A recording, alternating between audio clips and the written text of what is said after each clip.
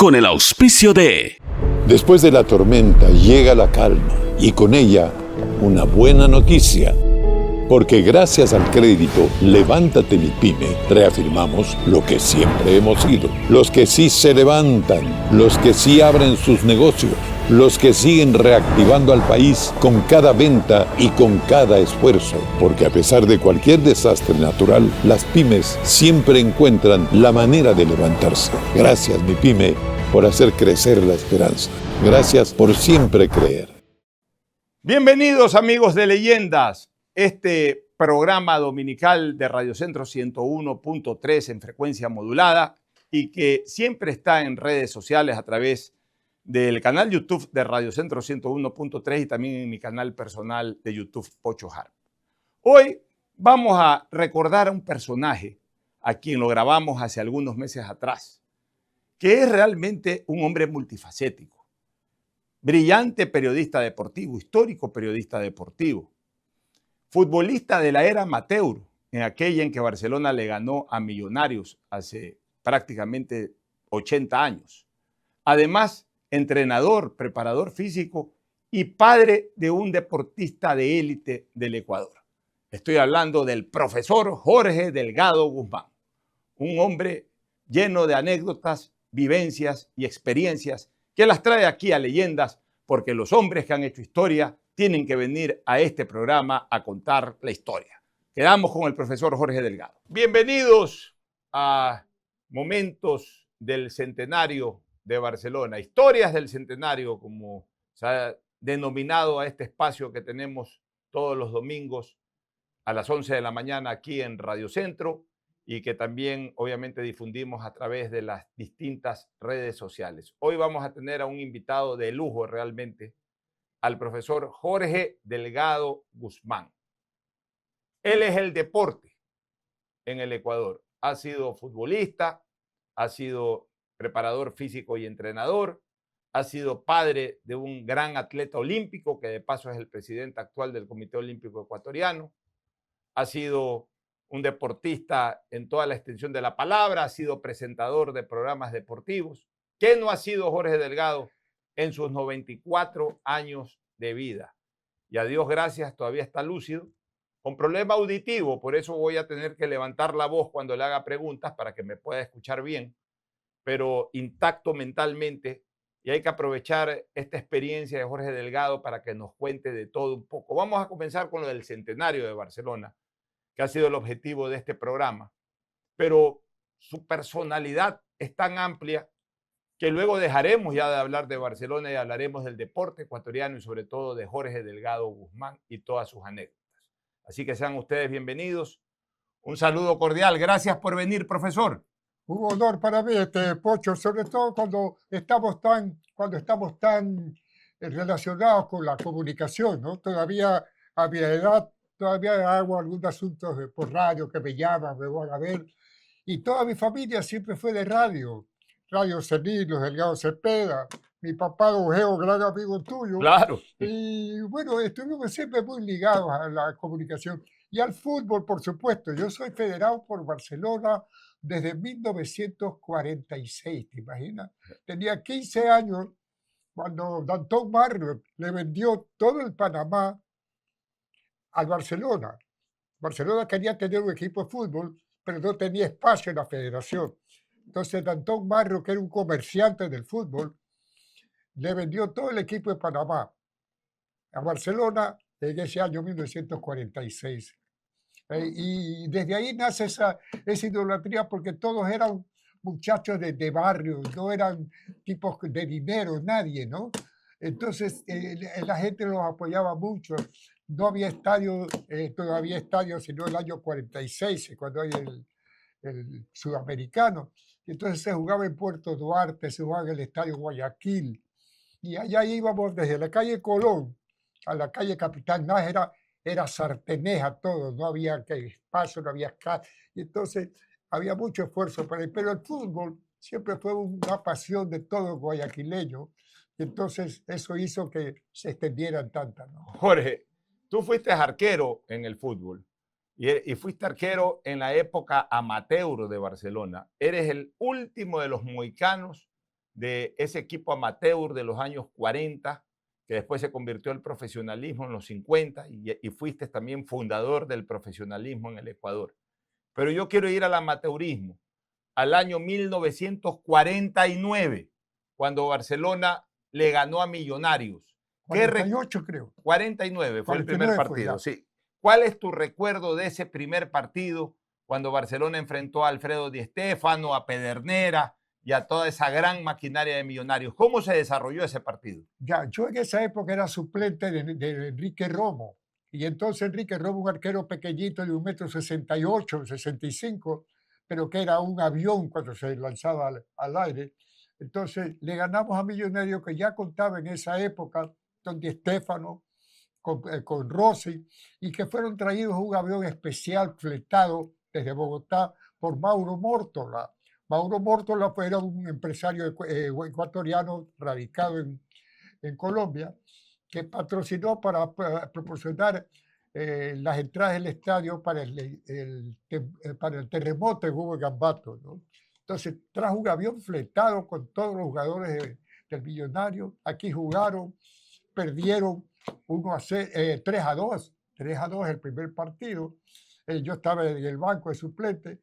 Y por supuesto, desde ese momento ya se convirtió en una especie como de necesidad de ganarle a Millonarios. Ahora, el estadio se llenó. Barcelona todavía no era el ídolo que fue después.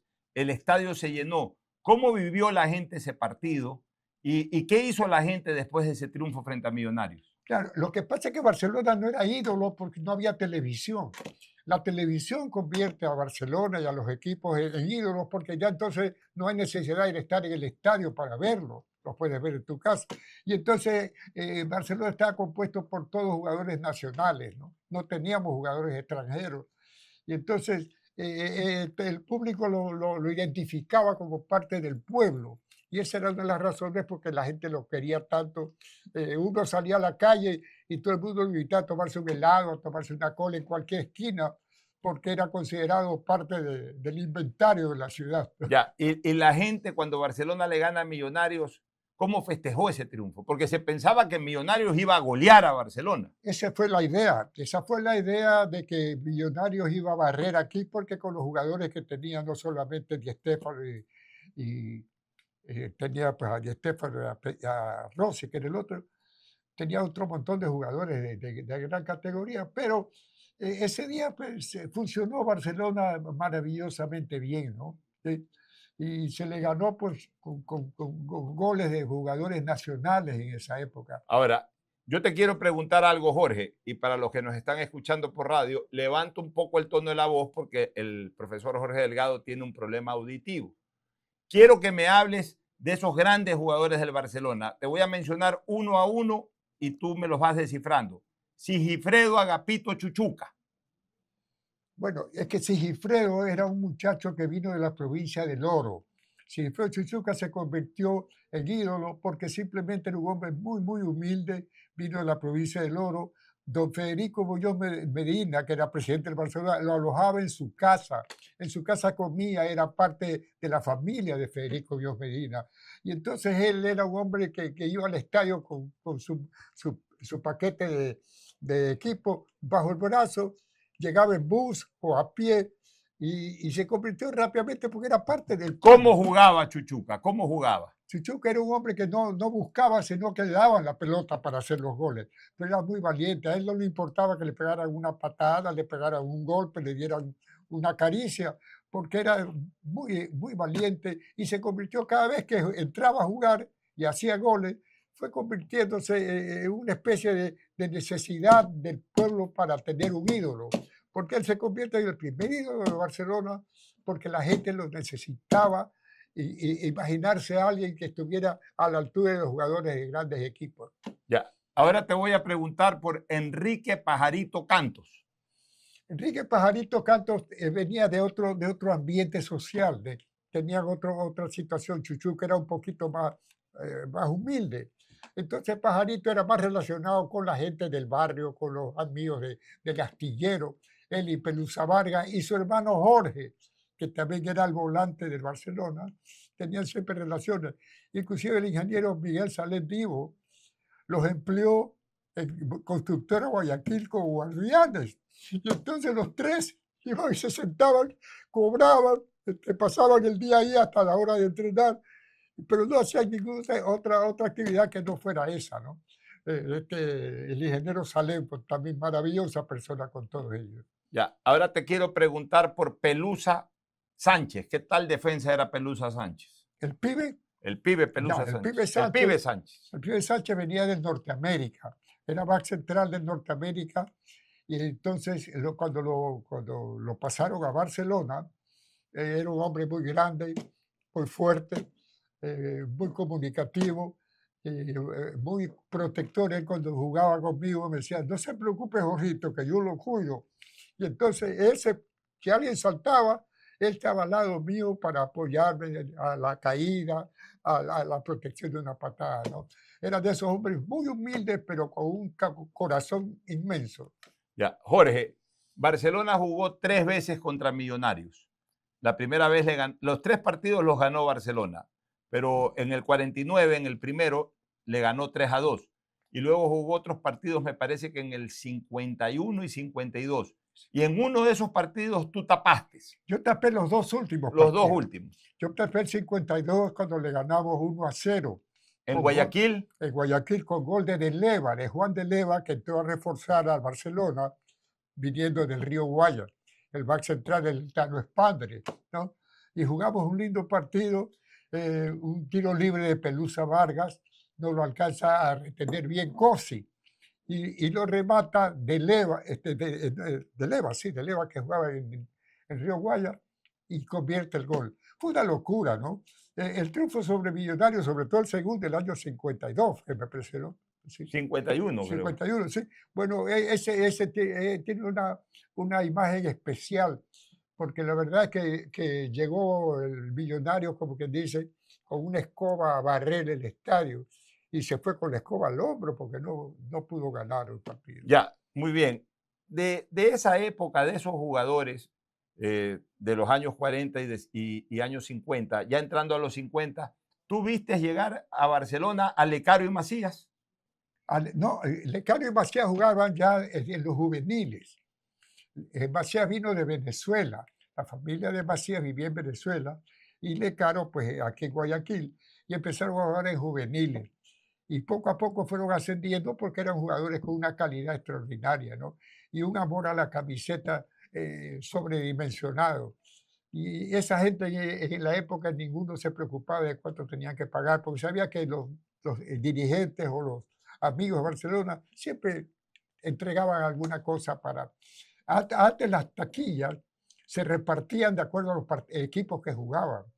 Y entonces salía, por ejemplo, Jorge Canto, que era muy bromista, a la boca del túnel, decía, muchachos, hoy ya nos toca jugar por 200. Entonces significaba que había que jugar hasta cierto límite, ¿no? De broma, ¿no? Pero el Barcelona se identificó tanto con la gente del pueblo porque todos éramos del pueblo, ninguno era en automóvil, ni carro, ni... No, eso no existía en esa época. ¿Te acuerdas de Pablo Ansaldo? Él te reemplazó a ti. Pablo Ansaldo llegó cuando tú ya estabas acabando tu carrera. Pablito llegó de un equipo que se llamaba Inglaterra. El Inglaterra es un equipo de una liga que manejaba un señor Espinosa, me parece. Y entonces llegó a Barcelona y como tenía muy buena estatura, era muy ágil y sobre todo muy espectacular para jugar. Cuando había una pelota, las voladas que hacía Pablo Ansaldo, la gente no estaba acostumbrada a ver ese tipo de voladas, ¿no? Él era muy ágil. Los arqueros que teníamos en la época mía pues, éramos un poco más estáticos, ¿no? Romo y tú eran los arqueros. Romo y tú eran los arqueros. Romo y yo éramos los arqueros de Barcelona. Ya, cuando se retira Romo y cuando te retiras tú del arco, ahí entra Pablo. Ahí entra Pablo. O Pablo fue compañero de ustedes también en algún momento. Sí. Pablo Ansaldo llega pues al Barcelona y también se convierte en estrella por Pablo. Pero él te reemplaza a ti. Pablo Ansaldo te reemplaza a ti. Claro, Pablo me reemplaza a mí cuando ya comienza el campeonato nacional. Antes no había campeonatos nacionales. Entonces, inclusive te cuento, del campeonato nacional, el goleador del campeonato nacional con 7 goles fue Simón Cañarte. Simón, que también fue compañero tuyo. Claro, Simón, otra gran persona.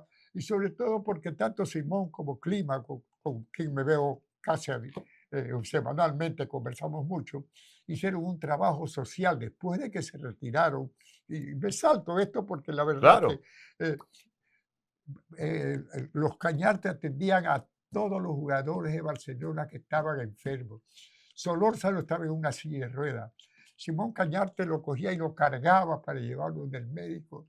Le compraba los remedios. La familia Conte, que eran de la política española, no había pues una muestra médica que se quedara ahí. No, la muestra médica pasaba a ser parte de lo que se atendían los jugadores, ¿no? mira, qué maravilla. Ahora, después tú te convertiste en preparador físico. Y hay una anécdota. Tú fuiste preparador físico de Emelec y como preparador físico desarrollabas tu trabajo, pero un buen día faltó el arquero de Emelec y saliste a tapar un partido. ¿Te acuerdas de eso y cuéntalo? Sí, pero ya eso fue ya casi al final, porque se había lesionado Ordeñana y durante el partido se lesionó Bayereyer. Y como yo estaba de preparador físico, me inscribían también como tercer arquero, tuve que tapar un tiempo. Era contra el 9 de octubre ese partido. Lo perdimos 1-0. Pero tapaste aunque sea un partido profesional con el Emelec. Sí, sí. Con Emelec no, sí, es la única vez, pero medio tiempo no Pero va. bueno, pero ya suficiente para las estadísticas. Ahora, vuelves a Barcelona, pero como preparador físico en 1970, acompañando a Otto Vieira. ¿Qué recuerdas de Otto Vieira? Otto Vieira era de esos preparadores físicos y entrenadores que tenían pues una idea distinta de lo que era el fútbol. Para ellos el fútbol tenía que jugarse bonito, no era el fútbol fuerza, ni el fútbol que tenía que golpear, de darse patadas. Para Otto Vieira, pues que era un hombre que siempre estaba muy bien arreglado, bien peinado, enamoraba a toda muchacha que pasaba por el barrio. Y entonces él gritaba mucho en un partido porque no le gustaba que la gente no jugara un buen fútbol, ¿no? Fue un gran recuerdo Otto Vieira, ¿no? Buen hombre, buena persona. Yo trabajé con muchísimos preparadores. ¿Qué te acuerdas tú de ese equipo del 70 y 71 de Barcelona, que es considerado posiblemente el mejor equipo de la historia? Bueno, yo creo que Barcelona tiene los mejores equipos de toda la historia. No podemos precisar que un solo equipo haya sido el mejor. Cada etapa tiene su momento, tiene su estilo, tiene su forma de jugar. No se podía jugar igual en el año 48 que el que se jugaba el 55, que era mucho más rápido, mucho más veloz, diferentes valores, diferentes zapatos. Antes los zapatos se hacían los de Espinel o Con los de clavo. Zambrano. Con clavo eran los zapatos antes. Y se hacían con unos que se llamaban pupos y se cortaban en formas piramidal, con clavo. Muchas veces durante un partido se salía un clavo por dentro y había que ir a que don Felipe Vera le quitara el clavo, ¿no? Bueno, pero ¿qué jugadores tú recuerdas del año 70 y del año 71? Simón Cañarte quedó como goleador No, pero eso fue más atrás. Estoy hablando del año 70, en de 70. la época de Otto Vieira, de Beraldo, de Nelsinho más adelante, Sí, de ahí, Bolaños, del claro, Chanfle Muñoz, ese equipo claro. del Ahí 70. estaba Bolaño. El marcador de punta, ¿cómo se llamaba el que vive El ahora? King Quijano, que era marcador de punta también en esa época. Que jugaba, que vive ahora, el que vive por la costa, tiene Víctor Peláez. Peláez. Peláez era pues una diversión jugar y trabajar con él, ¿no? Siempre estaba de buen humor y era un equipo que se manejaba, vivían la mayoría en el Reed Park. El Reed Park se hizo una especie de alojamiento para jugadores y ahí vivían algunos jugadores de Barcelona y de Otto Vieira tenía dos monitos que los ponía en una jaula y les venía a preguntar las alineaciones, porque Otto Vieira tenía esas cosas de brasilero con cierta forma de pensar, iba y conversaba con los monos sobre la alineación. Sí, en serio, te digo, parece mentira, ¿no? Pero la gente lo veía así. Y el Reed Park era pues el sitio donde todo el mundo iba a ver entrenar a Barcelona, ¿no? Bueno, vamos a dejar a un lado a Barcelona y vamos a hablar de una nueva faceta de Jorge Delgado. El de padre de un deportista que terminó siendo un deportista de élite. Vamos a hablar ahora de tu hijo, de Jorge Delgado Panchana, cómo tú lo preparabas para que sea un gran competidor en la natación. ¿Qué hacías tú en la época en que Jorge todavía era un adolescente para formarlo como un gran campeón? Jorge fue muy fácil de manejar. Era un hombre que era muy dócil. Y entonces desde los 12 años de edad, quizás desde los, sí, 11, 12 años de edad, íbamos a entrenar a las 5:30 de la mañana a la piscina del tenis club con el capitán Fernando González Coquis, que era padre de Fernando González, que fue después campeón sudamericano y campeón en los Estados Unidos.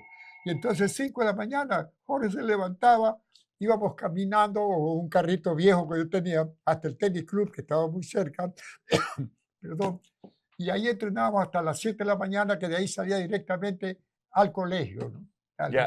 ¿Y cuándo tú viste que Jorge Delgado tenía perfil para ser un gran nadador internacional?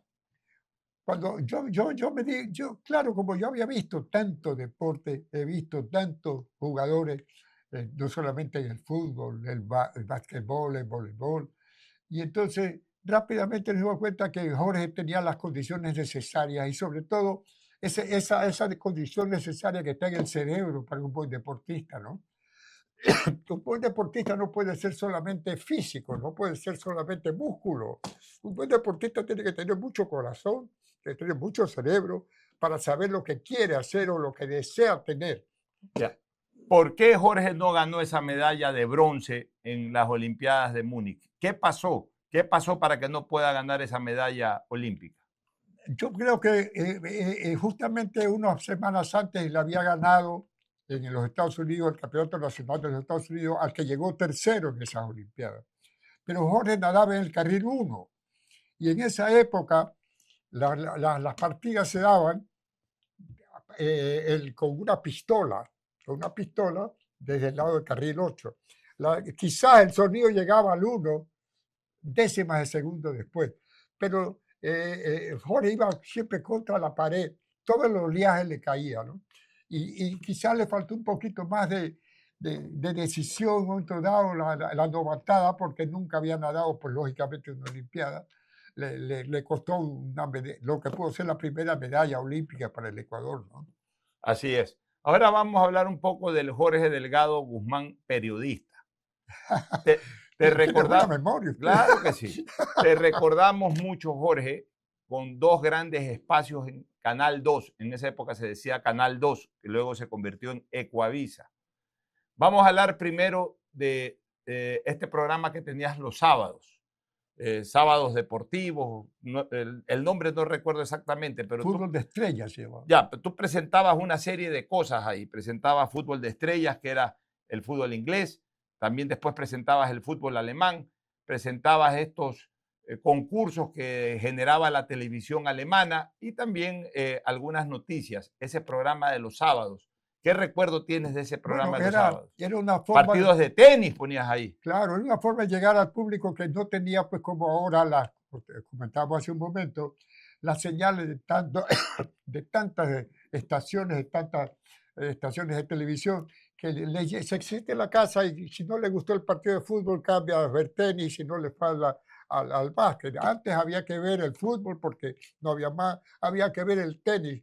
Teníamos programas de tenis de Roland Garros, teníamos todo. Hicimos, Ecuavisa apoyó mucho el deporte en esa época, ¿no?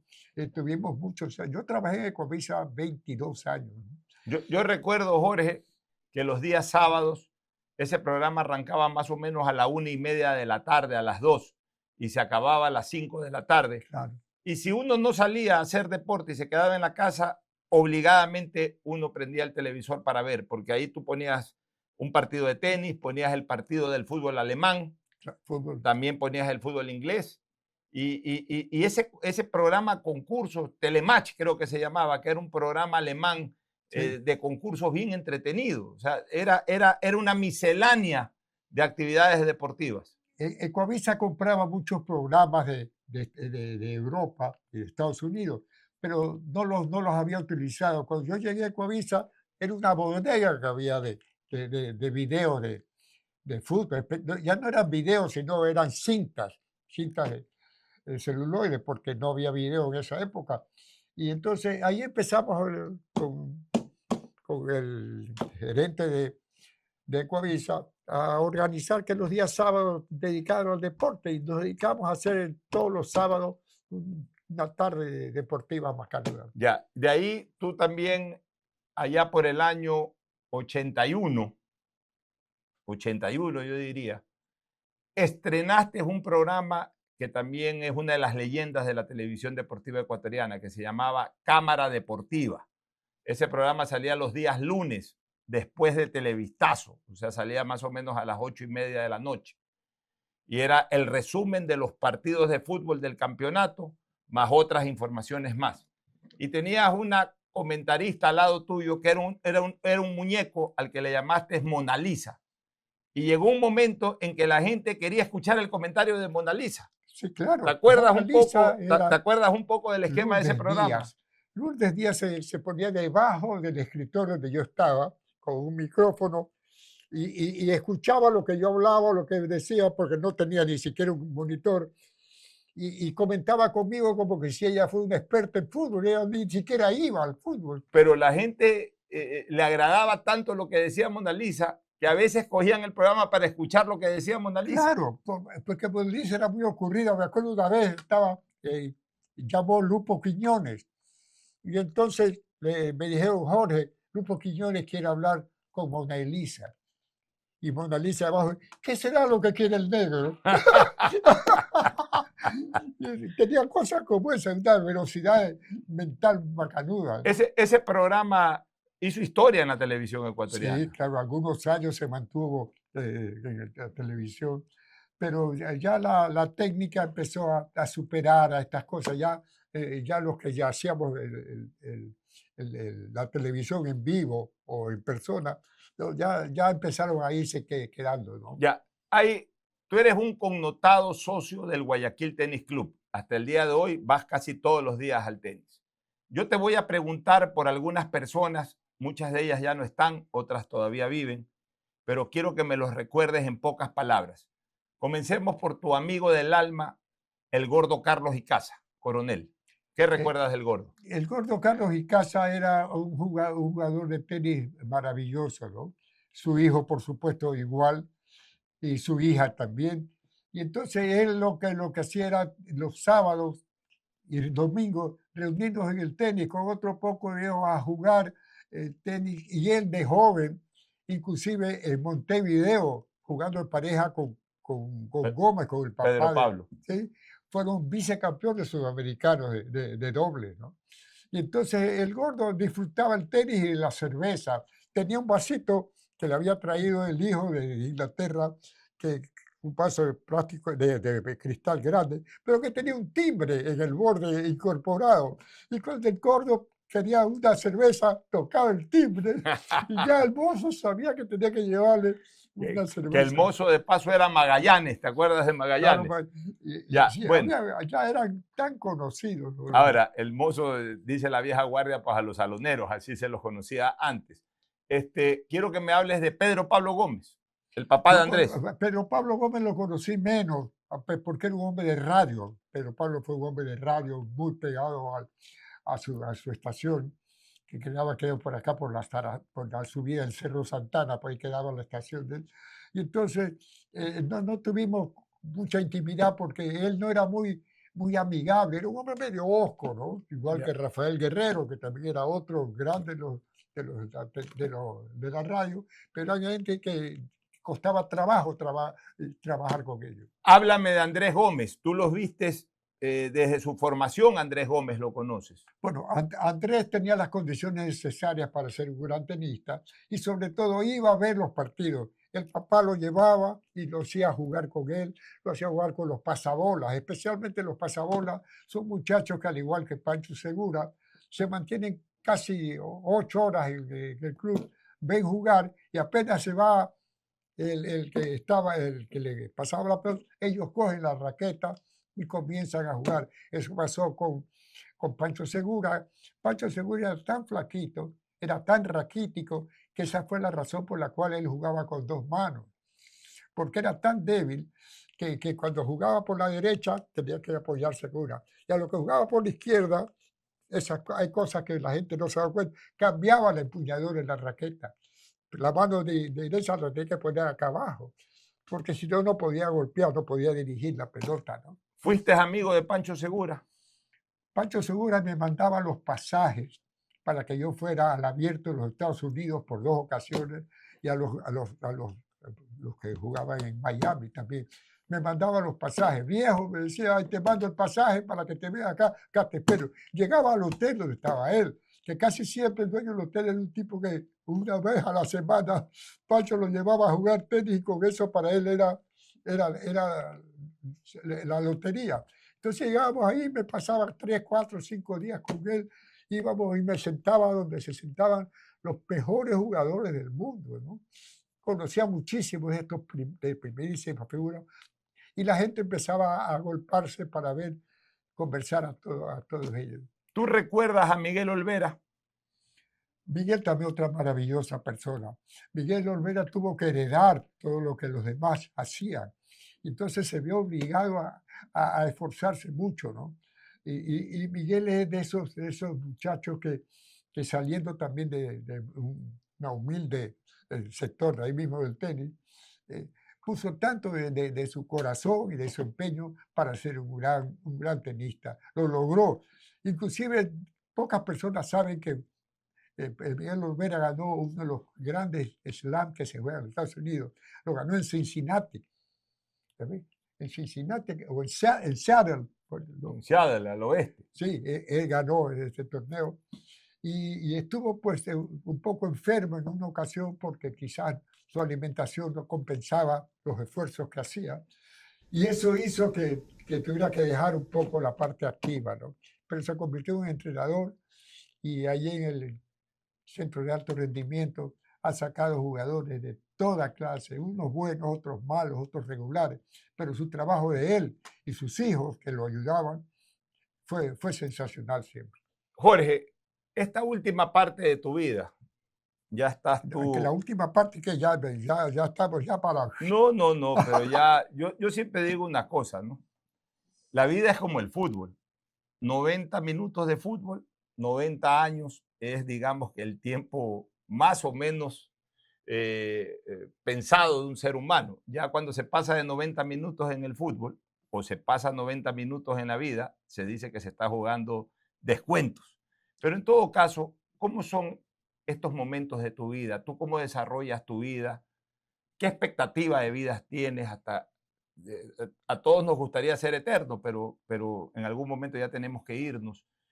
¿Cuántos años más de vida tú quisieras vivir? Mira, ¿Y cómo estás disfrutando esta parte de tu vida? yo aprendí mucho en el Vicente Rocafuerte como profesor. Fui profesor 20 años en el Vicente Rocafuerte y cada año tenía pues 200 alumnos que eran 200 mentalidades distintas, diferentes. No había 2 alumnos que pensaran lo mismo. Entonces eso me enseñó mucho a manejar a público, a personas que estuvieran en programas. Y era no era una habilidad, sino era una forma sencilla de tratar las cosas, ¿no? Mientras más sencillo es el comentarista, yo creo que tendrá mayor audiencia. Y entonces yo, como te digo, 20 años, 24 años en el Vicente Rocafuerte, me enseñó a trabajar todos los años con 200, 300 muchachos por año, ¿no? ¿Qué haces ahora tú? ¿Qué haces ahora? ¿Cómo se desarrolla tu vida? ¿Te vas a la playa? ¿Pasas en el club?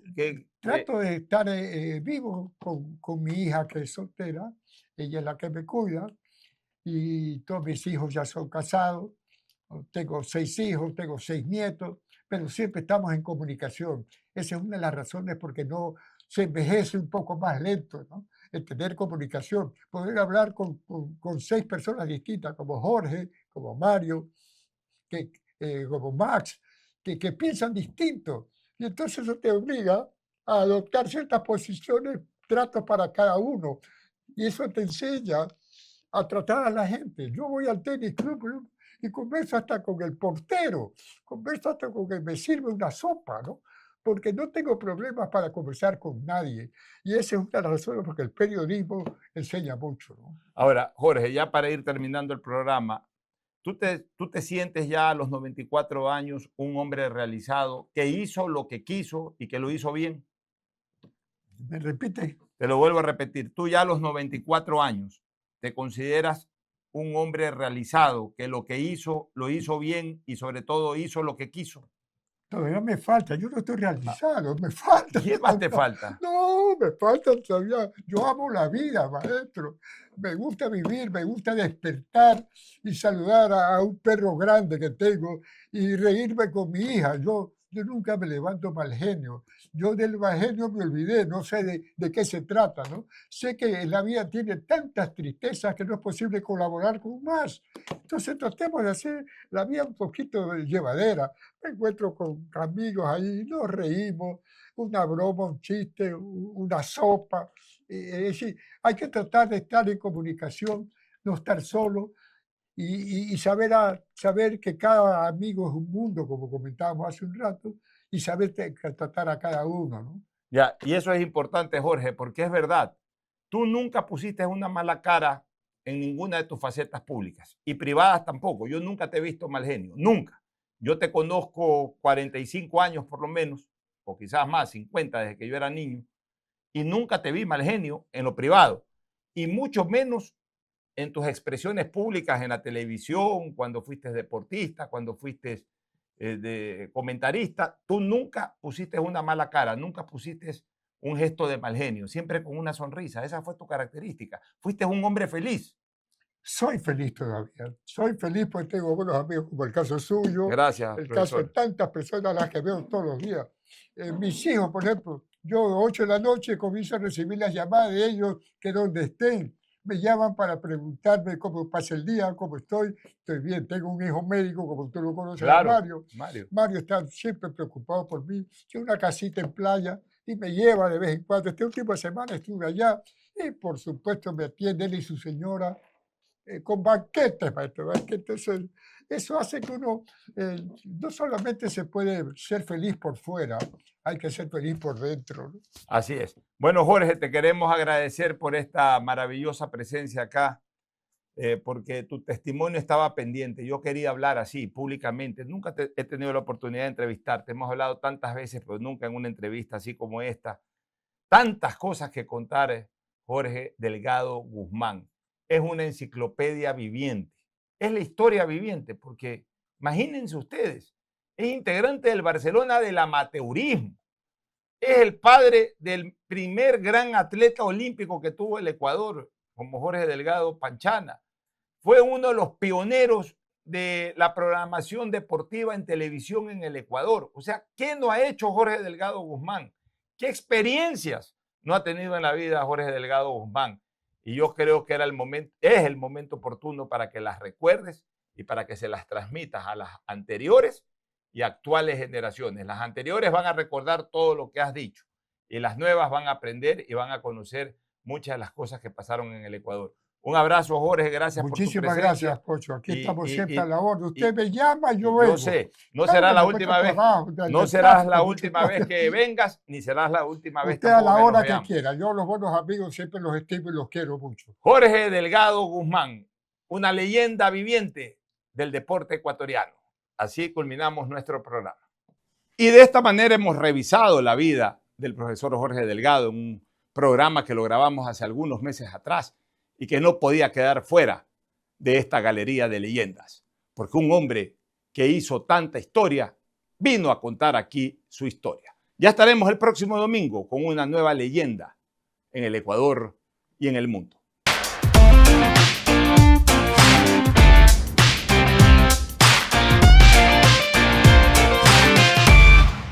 Con el auspicio de... Después de la tormenta llega la calma y con ella una buena noticia. Porque gracias al crédito Levántate Mi Pyme, reafirmamos lo que siempre hemos sido. Los que sí se levantan, los que sí abren sus negocios, los que siguen reactivando al país con cada venta y con cada esfuerzo. Porque a pesar de cualquier desastre natural, las pymes siempre encuentran la manera de levantarse. Gracias, mi pyme, por hacer crecer la esperanza. Gracias por siempre creer.